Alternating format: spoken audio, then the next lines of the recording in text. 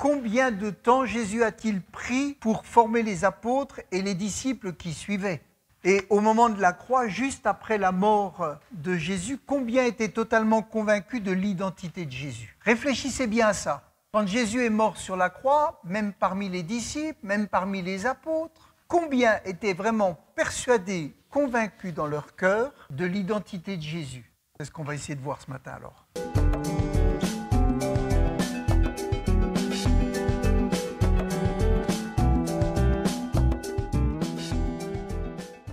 Il y a des choses qui doivent être comprises, vraiment, au plus profond du cœur.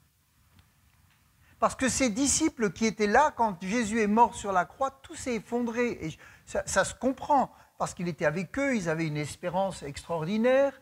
Ils se disaient, c'est lui, c'est notre leader, c'est le sauveur, c'est lui qui fait les miracles, on aura besoin de lui tous les jours. Et quand ils l'ont vu mourir à la croix, et finalement c'était la victoire des pharisiens, de ceux qui étaient opposés à Jésus. C'était finalement les Romains qui continuaient à appliquer la loi, et puis, enfin la loi, pas la loi religieuse, mais voilà, celui qui est condamné, on le crucifie, etc. Finalement, tout retombait comme si, pas qu'il ne s'était rien passé, mais comme s'ils avaient vécu un rêve. Et il a fallu que Jésus vienne et qu'il puisse leur montrer, après la résurrection, qu'il était là, qu'il était vraiment ressuscité. Et à ce moment-là, il y a quelque chose qui s'est passé de puissant. Ils ont vraiment réalisé profondément qui était Jésus. Alors vous savez, ce matin, je réfléchissais beaucoup pour ce message. Je me disais, voilà, c'est la Pentecôte. Ma femme, elle me dit, il faut que tu prêches sur la Pentecôte. Je dis, bah oui, c'est la Pentecôte, on va prêcher sur la Pentecôte. Ok. Puis après, je me dis, on va prêcher sur la Pentecôte, c'est le baptême du Saint-Esprit, c'est ci, c'est ça. Puis je me disais, il y a tellement de confusion, tellement de difficultés, tellement d'accusations dans les cœurs, tellement de peur par rapport au Saint-Esprit, tellement de gens qui sont frustrés parce qu'on leur dit, si tu ne parles pas en langue, tu as un souci. Et puis d'autres qui disent, oh, le parler en langue, ça fait tout. Il y a tellement de confusion, tellement de difficultés et tellement de mensonges de l'ennemi. Il y a tellement d'accusations qui sont là par rapport à ce moment précieux qui est vraiment la bombe atomique qui va permettre après aux disciples de partir et d'aller, et ils vont témoigner sans peur, sans crainte, ils vont être prêts à aller en prison, etc. Donc c'est vrai que ça a été un début qui ne s'est jamais arrêté. Okay? Mais ce qui est important, c'est comprendre ce qui s'est passé avant. Parce que si on ne comprend pas ce qui s'est passé avant, on a du mal à accepter quelquefois le Saint-Esprit, même en tant que personne. On a du mal à accepter le Saint-Esprit avec la puissance qu'il amène avec lui. On aura du mal à accepter quelqu'un qui prie en langue. On aura du mal à accepter peut-être des manifestations qui viennent du Saint-Esprit. Et les dons qui viennent du Saint-Esprit. Alors, c'est vrai, il est un peu tard, ça m'embête un peu, mais on va essayer de voir ça ce matin. Première étape, c'est la connaissance de Jésus-Christ. Vous savez que ça a été le combat de Jésus. Est-ce que tu connais qui est Jésus? Parce que ce matin, je pense qu'il y a des gens qui sont pleinement chrétiens. Il y en a qui sont chrétiens, mais avec des doutes sur le Saint-Esprit. Il y en a d'autres qui sont en chemin. Il y en a qui connaissent des choses, mais pas tout. Alors, je voudrais vraiment que ça s'adresse un peu à tout le monde. Connais-tu Jésus ou qui est Jésus? Vraiment. Il y en a? Oui? Bon. Beaucoup de personnes ne croient pas en Dieu. Vous allez dans la rue, vous demandez aux gens, est-ce que vous croyez en Dieu? Non. Bon, pas tous, hein, mais il y en a qui vont dire non. Moi, je ne crois pas en Dieu. Mais il y en a rarement qui ne croient pas en Jésus. Pourquoi? Eh bien, parce que Jésus, il a existé en tant qu'homme. les gens qui font de l'histoire peuvent vous prouver, sans être chrétiens, sans être croyants, ils peuvent vous prouver que Jésus a vraiment existé, qu'il était juif, qu'il a fait partie du peuple juif, qu'il a donné des enseignements, qu'il y a eu une opposition sur lui, qu'il a été crucifié. Tout ça, humainement, on peut le prouver. C'est pour ça, vous savez, les hommes croient, l'existence historique de Jésus est rarement mise en cause. Par contre, l'existence de Dieu, elle est mise en cause.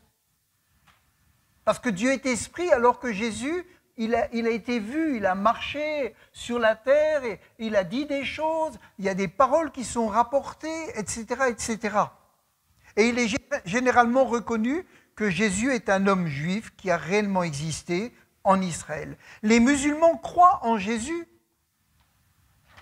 Ils croient fermement en Jésus. Ils le croient comme prophète. Dans le Coran, il y a beaucoup de paroles que Jésus a pu prononcer. Il y a des choses, ils croient. Ils s'attendent à des choses. Les historiens ne mettent pas en doute l'existence de Jésus. Le problème est plutôt dans son identité divine. C'est ça, c'est là où est le problème. C'est pas le fait que Jésus existe, c'est pas le fait que Jésus ait dit des choses ou pas dit des choses. J'avais vu une affiche que c'était le premier communiste. Parce qu'il avait fait de l'égalité, parce qu'il avait donné aux pauvres, parce que ci et ça. Et donc, l'existence de Jésus, ce n'est pas le problème. Le problème, c'est son identité. Et Jésus a failli mourir avant la croix à cause des pharisiens parce qu'il disait qui il était. Et donc, il y a des gens qui disent, j'ai pas noté qui a dit ça, je suis prêt à voir Jésus en éminent maître, un maître, quelqu'un qui donne des paroles de sagesse et tout ce qu'on veut, et de morale, un éminent maître de morale, mais je rejette sa prétention à être Dieu. Et il y en a plein, qui croient en Jésus, mais qui jamais ne pourront admettre qu'il est fils de Dieu et qu'il est Dieu. Et ça, c'est important.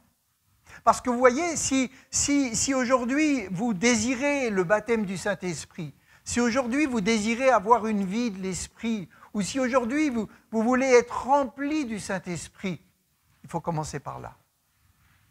Il faut commencer par là. Il y a des gens qui disent être baptisé du Saint-Esprit, oh, c'est inaccessible, c'est pour les autres. Non, c'est juste un chemin à suivre depuis le début et ça vient tout seul. C'est juste une continuité de ce que la parole de Dieu nous dit. C'est là où se joue le salut de ton âme. L'identité de Jésus, c'est là où se joue le salut de ton âme. Il y a des millions de personnes, où je pense aux musulmans, qui croient en Jésus, mais ils ne peuvent pas accéder au ciel parce que Jésus n'est pas Dieu. Parce que Jésus n'est pas fils de Dieu. Donc ça leur ferme le royaume de Dieu. Jésus affirme, c'est dans la version second 21, dans Jean 10, 30, « Le Père et moi, nous sommes un ». Ça a mis la colère. Le Père et moi, nous sommes un. Quand il regardait Jésus et qu'il disait ça, il dit, mais il se prend pour qui? Mais il se prend pour qui? Quel orgueil! Et ces gens qui sont restés dans cette pensée jusqu'au bout, c'est eux qui ont amené Jésus jusqu'à la croix. Et puis Jésus va dire aussi dans Jean 10, 33, les Juifs répondirent, ce n'est pas pour une belle œuvre que nous te lapidons. Ce n'est pas pour les belles œuvres que tu as faites que nous te lapidons. Que tu aies guéri des malades, que tu aies fait ci, que tu aies fait ça, c'est très bien. Il y a des prophètes qui sont venus avant, qui ont fait des miracles. Mais pour un blasphème, parce que toi, qui es un être humain, tu te fais Dieu. toi qui es un être humain, tu te fais Dieu. Ce n'est pas pour le bien que tu as fait, c'est parce que tu te dis Dieu. Alors, vous voyez, les Juifs ont reconnu que cette affirmation de Jésus était une proclamation de son identité divine. Et Jésus était là pour que les gens reconnaissent son identité divine. C'est vraiment important. Jésus affirme aussi dans Jean 8, verset 58, dans la version Semeur, Jean 8, verset 58, Jésus leur dit, en vérité, je vous le dis, et il dit ça aux Juifs, avant qu'Abraham fût, je suis. Tous les Juifs avaient comme référence Abraham. Et Abraham, c'est notre père qui disait.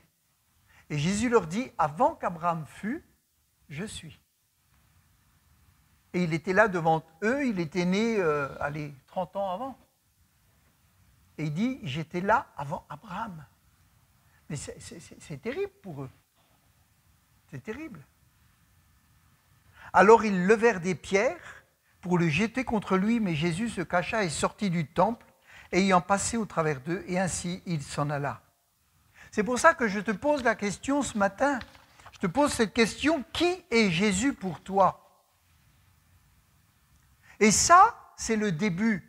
Si un jour tu veux, ou si ce matin tu veux que le Saint-Esprit vienne habiter en toi, je ne parle pas du baptême du Saint-Esprit, je ne parle pas de la Pentecôte, je dis simplement si tu veux que le Saint-Esprit vienne habiter en toi, il faut que tu commences par reconnaître qui est Jésus.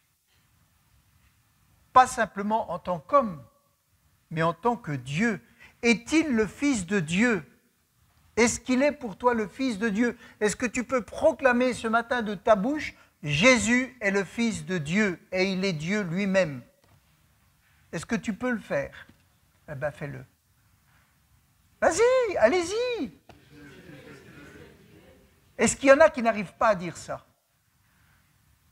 Vous savez, il y a des gens, on a prié pour des gens qui ne pouvaient pas dire ça.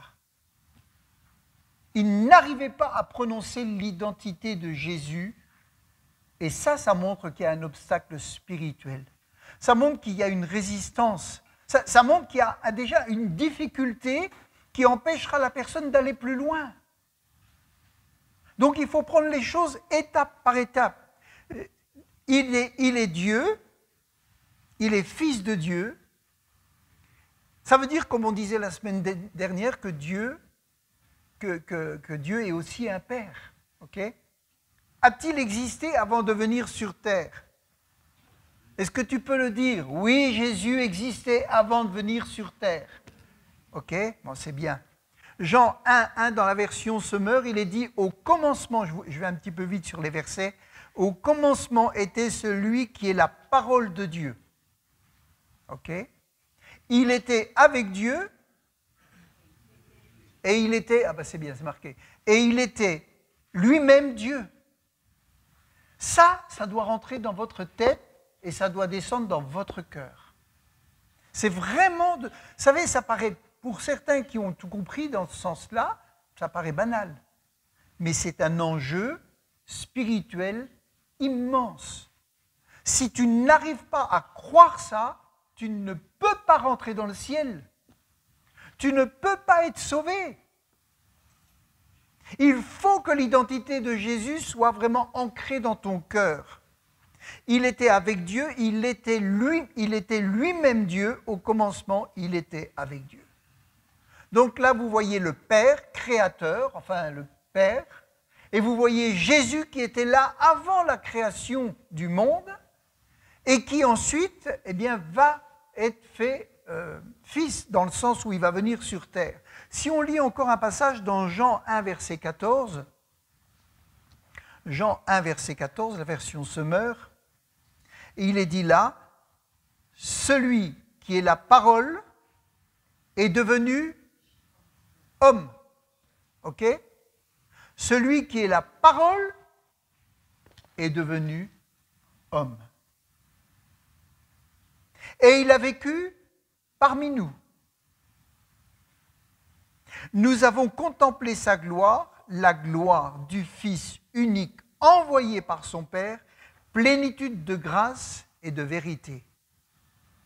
Ça doit rentrer dans ton cœur et tu dois pouvoir le dire de ta bouche, le confesser le croire dans ton cœur, le croire dans ton cœur et le confesser de ta bouche. Vous allez dire, c'est facile. C'est pas si facile. Thomas n'arrivait pas.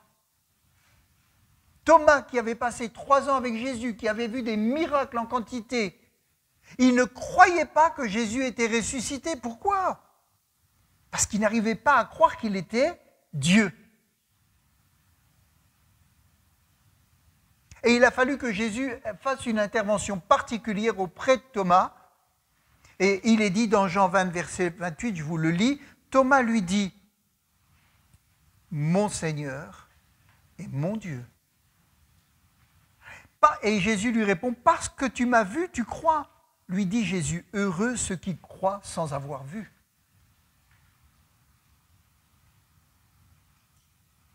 Voyez combien ce premier point-là, il est important. Et ça, si tu as un souci avec ça, n'essaye pas d'aller plus loin. N'essaye pas de dire « je veux le Saint-Esprit, je veux ci, je veux ça, je veux ça, je veux ça ». Non, commence par résoudre ce problème-là. Accepte, reconnais, crois, confesse par la foi l'identité de Jésus sur ta vie. Amen. Une chose importante, s'il n'était pas Dieu, sa mort n'aurait été... elle n'aurait servi à rien. Il serait mort comme d'autres, c'est tout. D'accord? S'il n'était pas Dieu, sa mort n'aurait pas été suffisante pour payer le prix de tous les péchés. C'est pour ça qu'on a besoin de croire que Jésus est Dieu. Parce que si on ne le croit pas, ça veut dire qu'on ne lui donne pas l'autorité, la puissance, la foi qu'il peut et qu'il a pris tous nos péchés à la croix. Ça reste un homme exceptionnel qui est mort avec une bonne intention, ça s'arrête là. Dieu seul pouvait payer un prix aussi infiniment grand, c'est Romains 5, 8 qui le dit, 2 Corinthiens, etc. Seul Dieu pouvait payer ce prix. C'est pour ça que le premier frein au baptême du Saint-Esprit, ou même simplement à la réception du Saint-Esprit, il est là. Ça, c'est un premier point qui est déterminant pour aller plus loin. Le salut n'est possible que par la foi en Jésus-Christ. Jésus va dire une chose dans Jean 14, 6, ne le cherche pas. Jésus dit, je suis le chemin, la vérité et la vie. Amen. Je suis le chemin, je suis la vérité, je suis la vie. Et il dit une autre chose, nul ne vient au Père que par moi. Donc l'identité de Jésus, acceptée comme fils de Dieu, ça permet de croire à l'ouverture au Père au travers de Jésus. Est-ce que tu es au clair avec l'identité de Jésus? Levez la main si vous êtes au clair avec ça. Si vous n'y êtes pas, vous avez le droit. Hein. C'est pas rien quand même d'être au clair avec l'identité de Jésus. Donc il est Dieu. Est-ce que vous êtes au clair avec sa mort? Ben oui. Hein. Mais avec sa résurrection, est-ce que vous êtes au clair? Ah, hein? Ok. Es-tu au clair avec son pouvoir de pardonner les péchés et de te donner accès au Père? Il y a la moitié des mains qui ne se lèvent pas. Non mais ne la levez pas à cause du voisin. Hein. Levez-la parce que vous êtes pleinement convaincu. Ok? Et si vous ne l'êtes pas, on prend rendez-vous. Son pouvoir de pardonner les péchés et de te donner accès au Père. Es-tu au clair avec son pouvoir de guérir toute maladie et toute infirmité? Amen. Même si tu es malade, même si tu as une maladie qui persiste, ce n'est pas parce qu'on a un problème de santé que la parole de Dieu est fausse. Ça n'a rien à voir. On peut avoir un problème de santé et qui persévère. Ça n'enlève en rien la parole de Dieu. Amen. Bon. Deuxième chose, c'est la connaissance du péché. Il faudrait un message entier pour définir le péché et toutes les conséquences. On pourrait parler pendant 3 quarts d'heure simplement sur le péché et toutes ses conséquences, mais ce n'est pas possible. On peut, les dégâts que produit le péché, ou dans nos vies, ou dans le monde. Ok ? Tout ça, on pourrait en parler longuement. Et je pense que nous n'avons pas de doute sur l'existence du péché. Est-ce qu'il y en a qui doutent du péché, que le péché existe? Personne ne lève la main?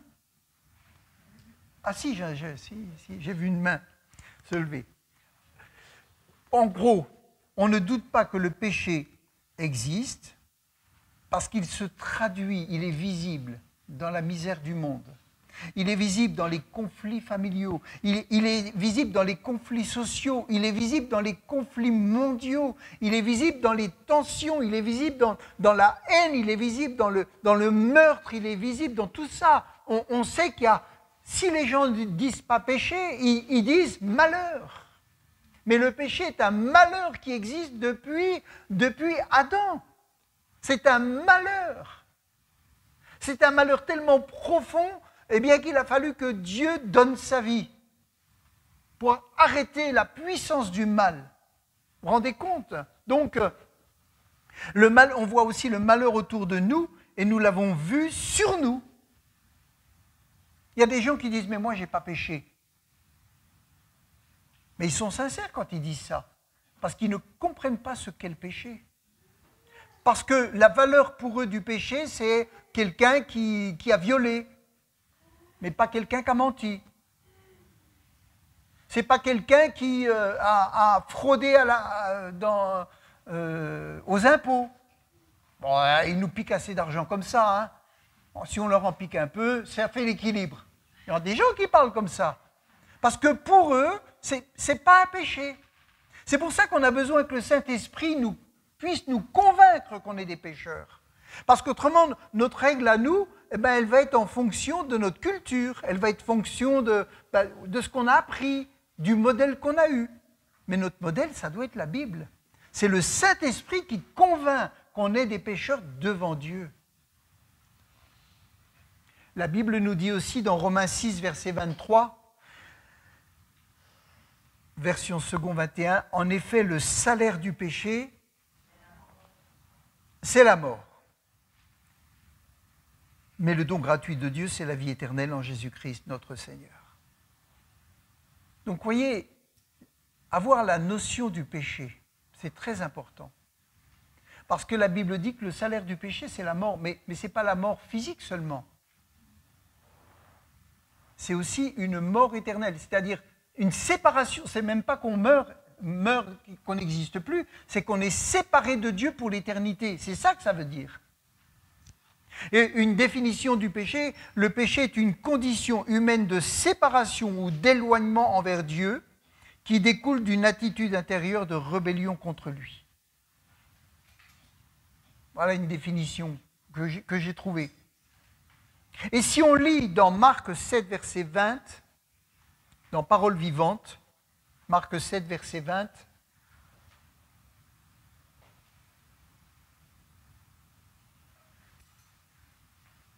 il est dit, Marc 7, verset 20, « Car, continua-t-il, c'est ce qui provient de l'homme lui-même qui le rend impur. C'est du cœur des hommes que viennent les mauvaises pensées de l'intérieur. » Ok ?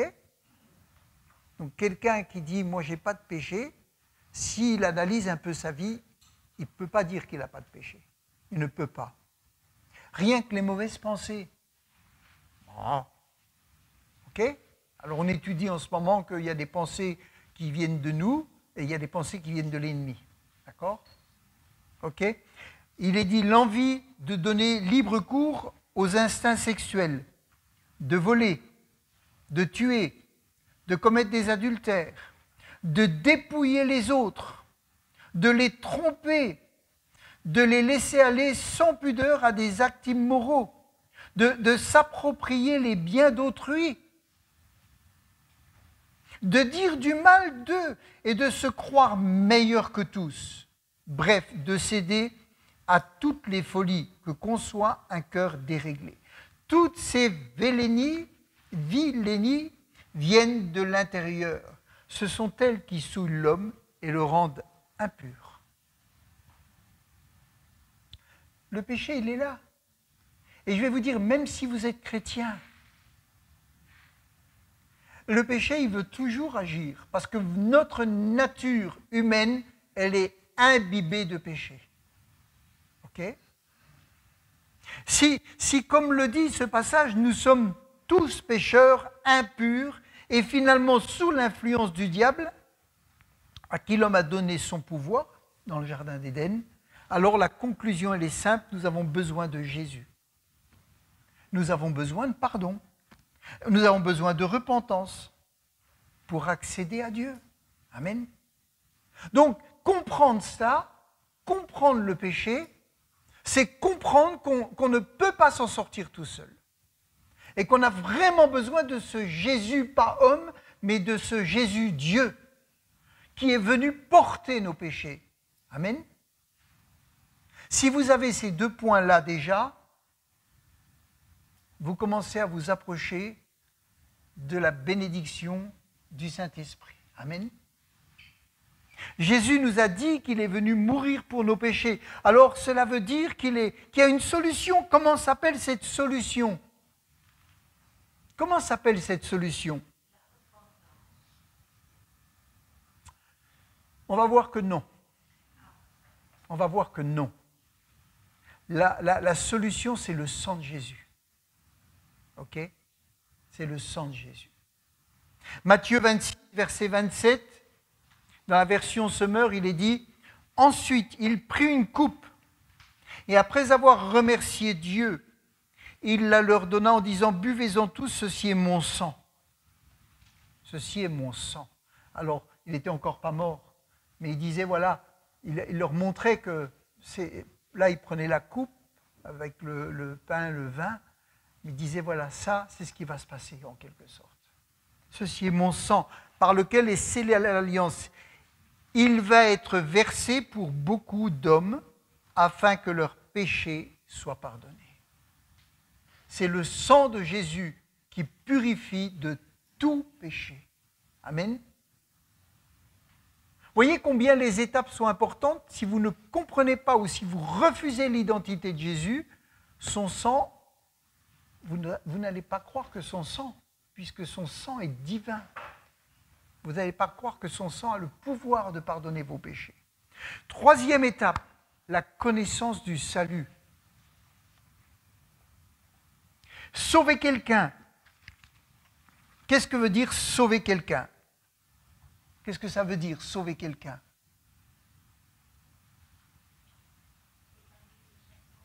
Je n'ai pas entendu. Lui parler du châtiment. L'épargner du châtiment. Ok. Alors, oui, c'est vrai. Bon, on va prendre d'une façon humaine déjà. C'est le délivrer ou le protéger. D'accord? Si vous sortez quelqu'un de la noyade, vous lui sauvez la vie. Vous pouvez dire, je suis son sauveur. Ou la personne va dire, voyez ce monsieur-là, c'est mon sauveur. Pourquoi? Parce que vous l'avez sauvé de la mort. Vous avez épargné sa vie de la noyade. Et puis il y a cette expression, on peut dire de quelqu'un qu'il a été la source de mon salut. Vous savez, il y a des élèves à l'école qui, des fois, ils tournaient mal. Et vous avez des profs qui ont pas simplement de la connaissance, mais de la psychologie, qui ont un amour pour leurs élèves. Et quand ils en voient un qui déraille, des fois, ils ont à cœur de s'en occuper. Et ils vont le prendre des fois ou ils vont essayer d'être un modèle, de lui donner une image pour le sortir. Et il y a des gens qui disent, eh bien, cette personne, ça a été la source de mon salut. Mais ça reste dans le sens humain. Mais vraiment, à son contact, il m'a sauvé la vie. Parce qu'autrement, je partais en délire, je partais en délinquance, je partais en ceci ou en cela. A-t-il eu besoin de repentance pour être sauvé à ce niveau-là? Est-ce que celui qui s'est noyé, qui était en train de se noyer, a eu besoin de repentance pour être sauvé? Non. D'accord? il n'a pas eu besoin de repentance. Il a peut-être besoin d'être reconnaissant. Le médecin qui sauve des vies. Il y a des infirmières, là, ce matin, il y a au moins une infirmière. Deux, peut-être, pardon. Des fois, elle partait le matin, elle disait, je m'en vais sauver des vies. Et c'est vrai. En donnant le bon médicament au bon moment que le médecin... ou alors, elle peut liquider des vies. Hein. Si elle n'a pas bien dormi et puis qu'elle n'arrive pas à doser, on sauve des vies. Mais il y a un autre sens au salut, c'est la délivrance spirituelle éternelle. Et il faut absolument comprendre ce qu'est le salut. Amen. Pour aller plus loin, dans Acte 16, verset 30, il est dit, Acte 16, verset 30, c'est l'histoire de Paul qui était en prison et le geôlier qui voit les murs de la prison trembler, les portes s'ouvrir, tous les prisonniers peuvent s'échapper. Et lui, vous savez, si les prisonniers s'échappent, lui, il n'échappera pas. Il est tué, il est condamné, c'était la règle. Si les prisonniers s'échappent, on te liquide. Donc il était zélé pour les attacher. Hein, et pour bien vérifier les portes. Et dans Acte 16, verset 30, il est dit, « Et les ayant menés dehors, il leur dit, « Seigneur, que faut-il que je fasse pour être sauvé ?» Humainement, on pourrait dire, « Qu'est-ce qu'il faut que je fasse pour que les autorités ne me liquident pas? Est-ce que tu voulais m'emmener avec moi? Est-ce que je dois me cacher? Est-ce que je dois partir dans un autre pays? Parce qu'ils vont me tuer !» Humainement, qu'est-ce que je peux faire pour être sauvé? Mais qu'est-ce qu'on lui répond? Crois au Seigneur Jésus et tu seras sauvé. Est-ce que de croire à Jésus, ça allait le sauver peut-être de la condamnation parce qu'il n'avait pas fait son boulot en quelque sorte? Peut-être pas. Mais la foi en Jésus allait le sauver de l'enfer. C'est ça qu'il faut comprendre. La foi en Jésus, elle vous sauve d'un lieu de perdition dans lequel tout le monde va, sans Jésus. De quoi devait-il être sauvé? Des prisonniers? Non, de la colère, c'est-à-dire du jugement de Dieu pour nos péchés. Et comprendre ce qu'est le salut, c'est comprendre que la colère de Dieu a demeuré sur nous, que Jésus a pris nos fautes, et que si on croit, alors on est sauvé d'un lieu de perdition qui attend tous les hommes qui n'ont pas Dieu dans leur vie. Remarquez une chose, qu'est-ce qu'il lui dit? Qu'est-ce qu'il lui dit? Ou qu'est-ce qu'il ne lui dit pas? On a eu une réponse tout à l'heure. La sœur qui a dit, elle a parlé de quoi? Repentance. Est-ce que c'est ça qu'il lui dit? Repens-toi. Non? Il lui dit, crois au Seigneur Jésus. Des fois, les gens, quand ils viennent, on leur dit, ah, il faut que tu... Repens-toi. Ok, excusez-moi. Hein. Repens-toi et tu seras sauvé. C'est faux. C'est faux. Il faut commencer par le début. Qui est Jésus pour toi? Et la repentance, on va voir, on va prendre encore un petit peu de temps. Il lui dit, crois au Seigneur Jésus et tu seras sauvé. Amen. La repentance n'est pas une œuvre que nous accomplissons pour obtenir le salut. Et ça, il faut le comprendre. Il faut qu'il y ait des choses qui reviennent dans l'ordre. Personne ne peut se repentir et venir à Dieu si Dieu ne l'attire à lui. C'est déjà une œuvre de Dieu qui nous attire et qui nous convainc qu'on est des pécheurs devant lui. Jean 6, 44, il est dit « Personne ne peut venir à moi à moins que le Père qui m'a envoyé ne l'attire. » Si vous dites à quelqu'un « Repens-toi et tu seras sauvé », vous lui mettez dans la tête une fausse doctrine. parce que la personne va se repentir comme elle va pouvoir, mais finalement, sans croire en Jésus, en tout cas qui il est, sans comprendre ce qu'est le péché, vraiment, sans comprendre le salut dans sa fonction, dans ce qu'il est, il va se repentir. Pardon, oui, c'est vrai, oh là là, j'ai fait ça, pardon. Dieu, pardon. Puis il va dire, maintenant je crois que je suis sauvé, hein, tu me l'as dit. Non. Personne ne peut venir à moi, à moins que le Père qui m'a envoyé ne l'attire à moi, je le ressusciterai au dernier jour. On ne peut se repentir que si Dieu nous accorde la repentance.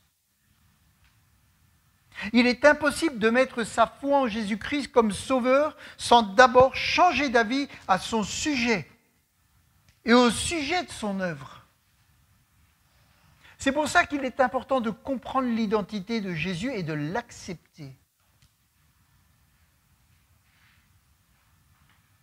Un musulman, un païen, un juif qui réalise qu'il est pécheur peut se repentir.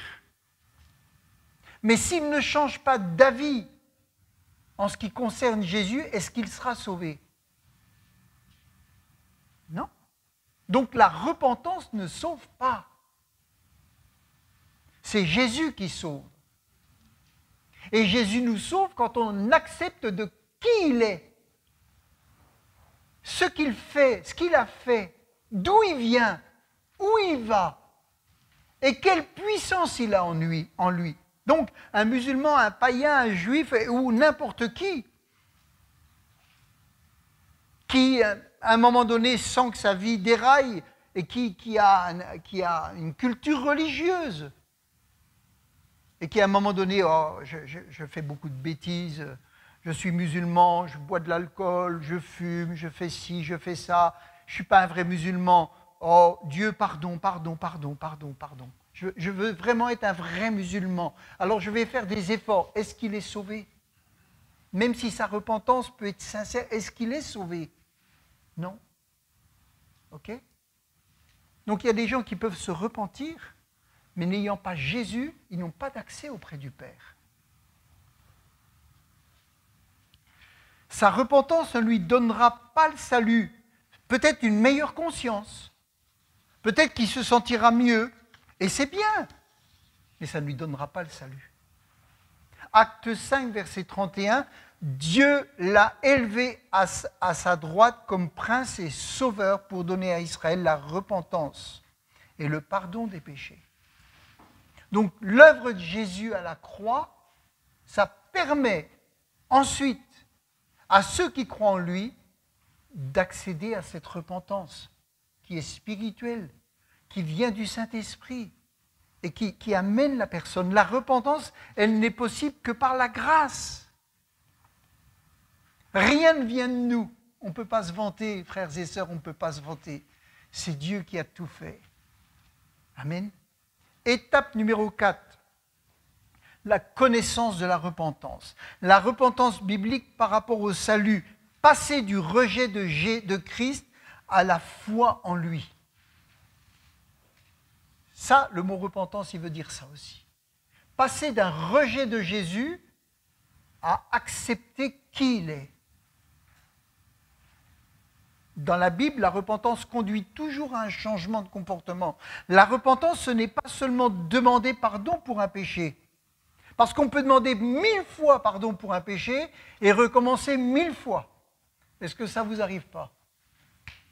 Si vous êtes humain, je pense que vous avez demandé plein de fois pardon pour un péché que vous avez reproduit. Oui ou non? Un peu d'honnêteté, s'il vous plaît. Bon. On peut demander 100 fois pardon et recommencer. Luc 3, verset 8, dans la version second 21,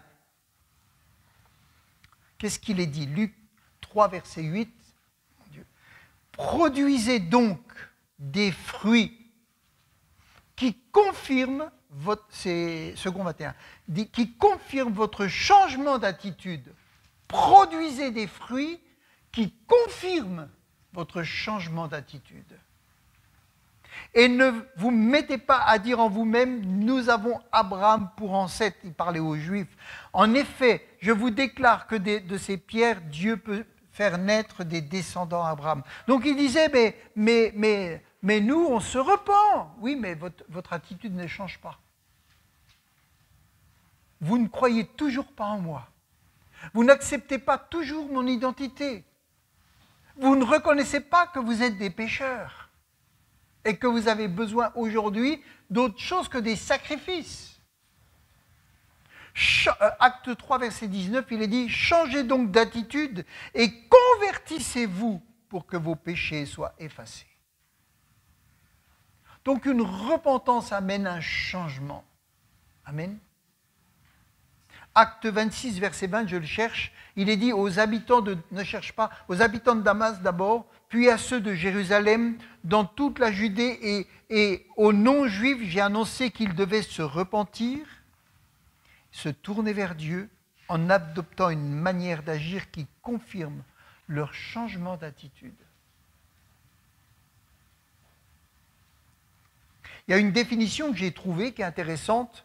Il est dit la repentance biblique, c'est changer d'avis concernant Jésus-Christ. Ça veut dire que quelqu'un qui ne connaît Jésus en tant qu'homme, il doit se repentir et accepter que Jésus est plus qu'un homme, qu'il est le Fils de Dieu. Pour quelqu'un qui croit que Jésus est un prophète, il doit dire « Ok, Jésus a prophétisé, c'est un prophète, mais vraiment je me repens de ne pas avoir cru en Jésus, Fils de Dieu. » C'est un changement d'avis. Et ça se passe dans le cœur et dans les pensées. C'est un changement. Amen. Et puis, et se tourner vers Dieu par la foi en vue du salut. C'est ensuite se tourner vers Dieu en vue du salut. Amen. Acte 3, 19. Se détourner du péché n'est donc pas la définition de la repentance, mais c'est un des fruits d'une repentance authentique. Quelqu'un qui se repent, le fruit d'une vraie repentance, c'est qu'il se détourne du péché. Amen.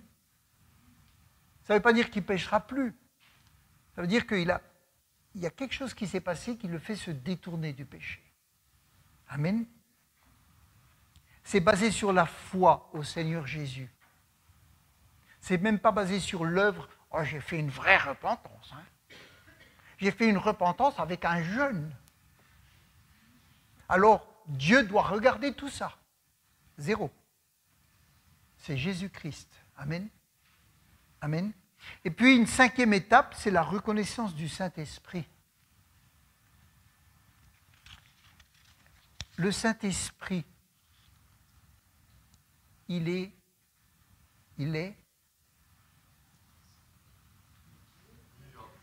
Dieu. OK? Il est une personne. Il est un être avec un esprit, des émotions et une volonté. Si vous croyez que le Saint-Esprit est une puissance, vous êtes à côté. Si vous dites que le Saint-Esprit est puissant, d'accord. Si vous dites qu'il est une puissance, ça veut dire qu'il n'est pas un être. Ça veut dire qu'il n'est pas une personne. Il est juste une force comme le vent. Et vous attendez que cette force vienne vous soulever. Force du Saint-Esprit, viens. Non, c'est pas ça. Non. On peut mentir au Saint-Esprit. Comme Ananias, Pierre dit, comment est-ce que tu as pu mentir au Saint-Esprit? On ne ment pas à une puissance. Non. On ne ment pas à une force mystique. On ment à une personne. OK? Donc, il faut croire à la personne du Saint-Esprit. Croyez-vous à la personne du Saint-Esprit? OK. 1 Corinthiens 2, verset 10, version second 21. Or, c'est à nous que Dieu l'a révélé par son Esprit, car l'Esprit examine tout, même les profondeurs de Dieu. Si c'était simplement une force, Une force, elle n'examine rien du tout. Mais le Saint-Esprit, il examine même les profondeurs de Dieu. Et il examine la profondeur de votre cœur. Il peut examiner vos pensées. Dans Éphésiens 4,30, il est dit « N'attristez pas le Saint-Esprit de Dieu par lequel vous avez été marqués d'une empreinte pour le jour de la libération. » Et puis dans Romains, je vous lis quelques passages rapidement, Romains 8, verset 26, version second 21, « De même l'Esprit aussi nous vient en aide dans notre faiblesse. » Force, viens à moi en aide. Non. Saint-Esprit, viens-moi en aide. La parole dit que tu me viens en aide. En effet, nous ne savons pas ce qu'il convient de demander dans nos prières, mais l'Esprit, avec un grand E, lui-même intercède pour nous. Et il nous souffle dans notre cœur ce que nous devons demander. Amen. Il est là et il nous parle de l'intérieur et il nous dit, demande ça. Crois ça. Amen. Par des soupirs que des mots ne peuvent exprimer. Et Dieu qui examine les cœurs sait quelle est la pensée de l'Esprit, parce que c'est en accord avec lui qu'il intercède en faveur des saints. À quel moment le Saint-Esprit vient-il dans notre vie?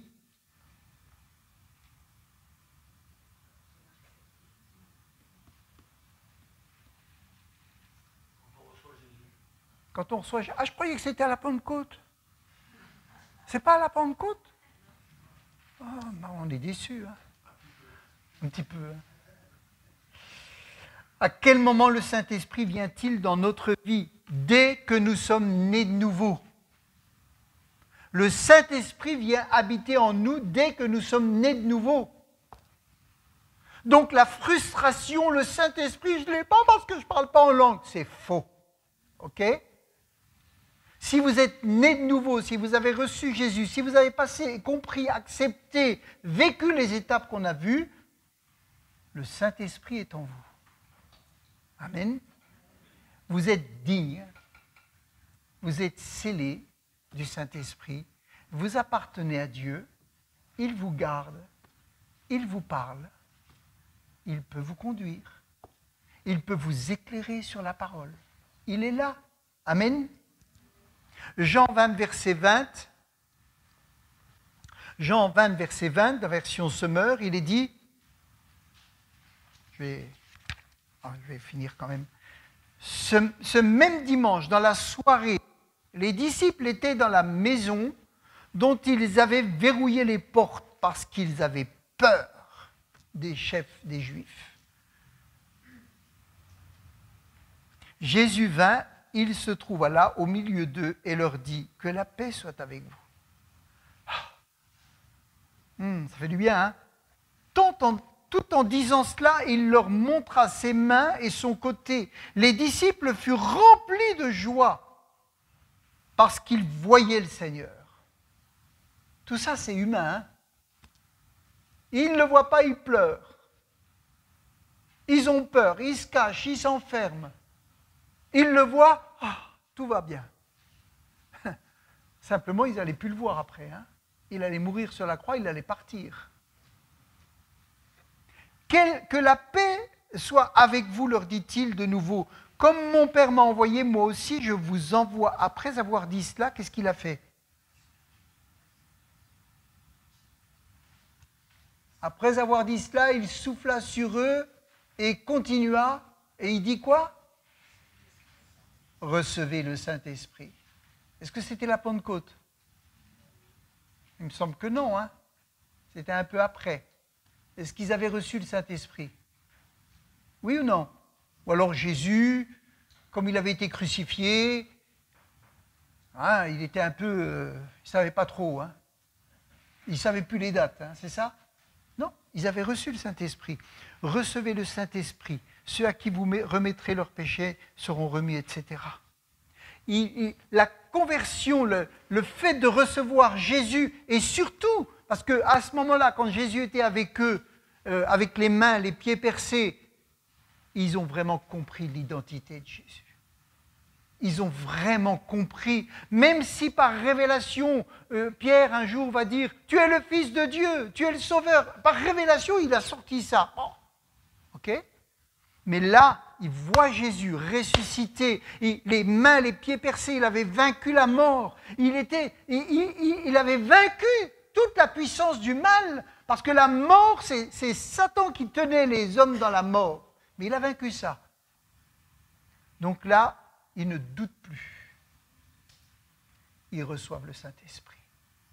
Amen. Ils reçoivent le Saint-Esprit. Et dans Romains 8, où il est dit, Romains 8, 15, il est dit « Et vous n'avez pas reçu un esprit d'esclavage pour être encore dans la crainte, mais vous avez reçu un esprit d'adoption par lequel vous criez « Abba, Père ». L'Esprit lui-même rend témoignage à notre esprit que nous sommes enfants de Dieu. Et d'où est-ce qu'il rend témoignage à notre esprit? D'où? Du ciel? Oh, Abigail, tu es une enfant de Dieu. Oh, tu m'entends? Non. Il est dans notre esprit. Et il témoigne à notre esprit que nous sommes enfants de Dieu. Amen. Il est venu habiter en nous. Nous sommes le temple du Saint-Esprit. Donc de l'intérieur, il nous dit, ne t'inquiète pas, tu es une enfant de Dieu. Il témoigne à notre esprit que nous sommes enfants de Dieu, mais pas du haut du ciel, de notre cœur. Amen. Donc, ensuite, il souffle sur eux, etc. Pour accomplir l'œuvre qu'il leur confiait, ils avaient besoin de l'Esprit de Dieu. On est d'accord.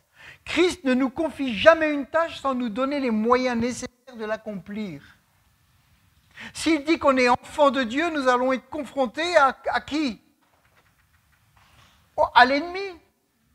Et puis on va être confrontés à tous ceux qui n'acceptent pas que nous soyons enfants de Dieu. Donc on aura besoin de l'Esprit de Dieu. Le don du Saint-Esprit était l'événement le plus important de la vie des disciples. Ça, c'est ce qui se passe à la nouvelle naissance. Vous êtes éclairés, des écailles tombent, vous lisez la Bible, vous commencez à comprendre des choses qu'avant vous ne compreniez pas, parce que l'Esprit qui est là vous éclaire. Ok ?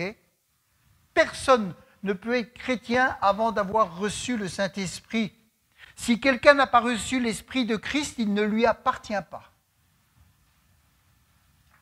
Maintenant, pour finir, on peut en quelques mots parler de la manifestation de la Pentecôte.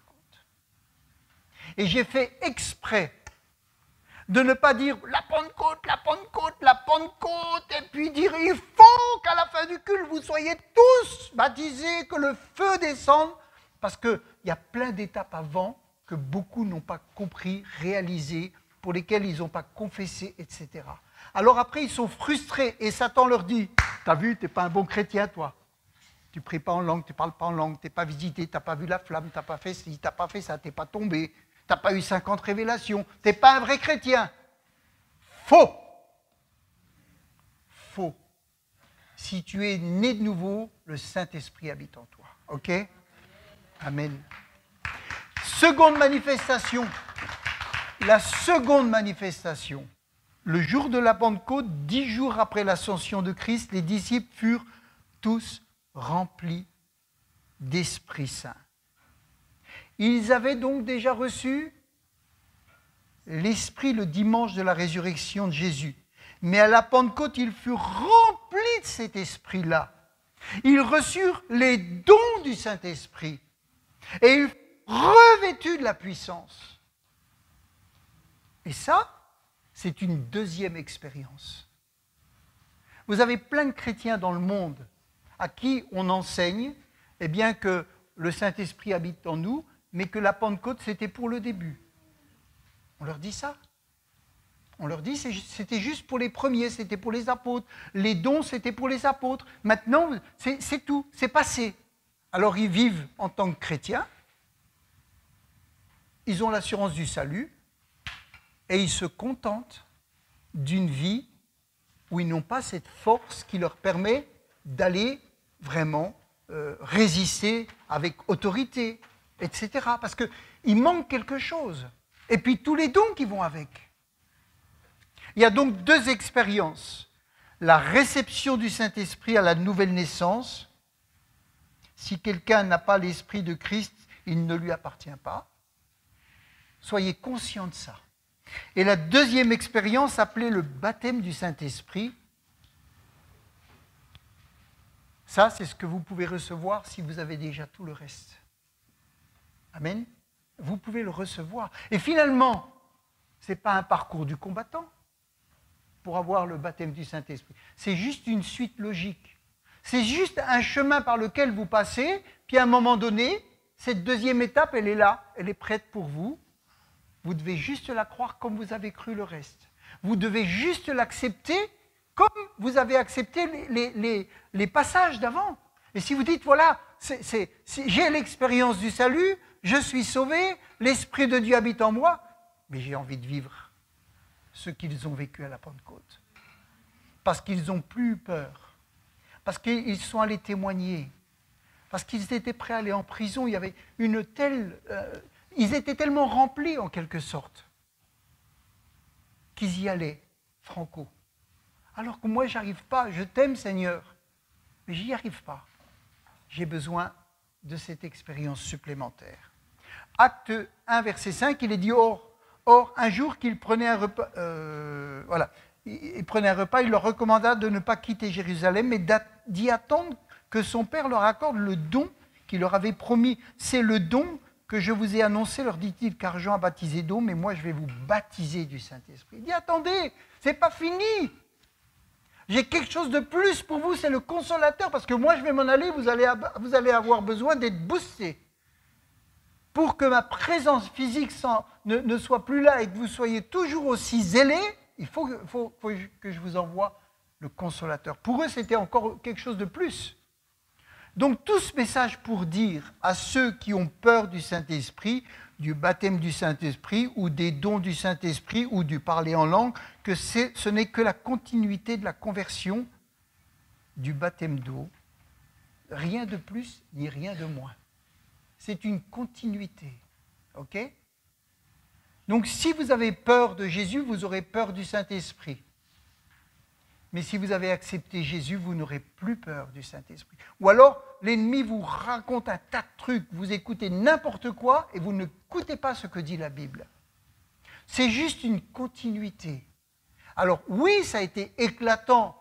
Oui, c'est quelque chose de fort dans la vie de certains quand ils sont baptisés du Saint-Esprit, parce que ça amène quand même une force en même temps. C'est le Saint-Esprit qui maintenant n'est plus là simplement pour te dire, mon petit garçon, fais ci, fais ça, mais il est là, il te revêt de sa puissance.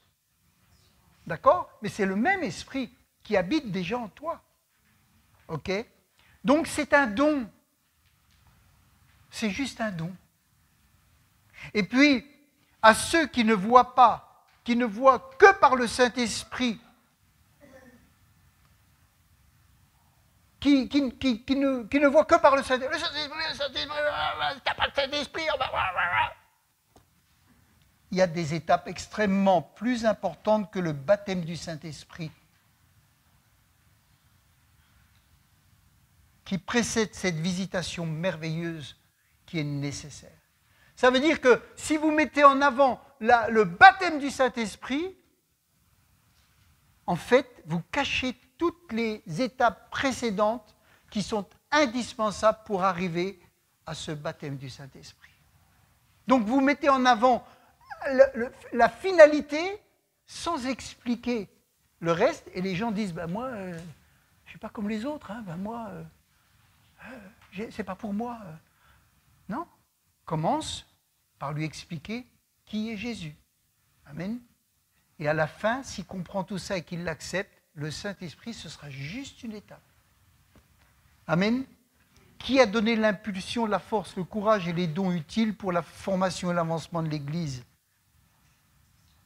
C'est l'Esprit qui, après, va donner tous ces dons. La Bible, elle dit, dernier passage dans Luc 11, 13, « Ainsi, moi, je vous le dis, demandez et vous recevrez. Cherchez, vous trouverez. Frappez, on vous ouvrira. » Je ne vais pas tout lire. Or, ou encore, s'il demande un œuf, lui donnera-t-il un scorpion? C'est un père. Si donc, tout mauvais comme vous êtes, vous savez donner de bonnes choses à vos enfants, à combien plus forte raison, le Père Céleste vous donnera-t-il l'Esprit Saint à ceux qui le lui demandent. Amen. Voilà, j'ai fini. Je suis content, c'est un peu tard, désolé, mais je voulais vraiment donner le début et la fin. Ça veut dire que maintenant, si vous avez passé les autres étapes, et vous savez, Jésus, il fait ce qu'il veut. Hein. À un moment, il y en a, ils sont baptisés d'eau, pouf, le Saint-Esprit vient sur eux, et voilà, ça vient. Après, c'est Dieu qui est maître. Il fait comme il veut. Mais si vous n'avez pas les premières étapes, vous aurez du mal à comprendre et à recevoir le reste. Mais si vous avez compris, c'est juste une étape. Amen. Et puis ne mettez pas les gens sous pression. Ça vient. Il faut croire, demander. Seigneur, toutes les autres étapes, c'est clair. J'ai juste besoin de vivre ça. J'en ai besoin pour mon quotidien. Amen. Seigneur, merci.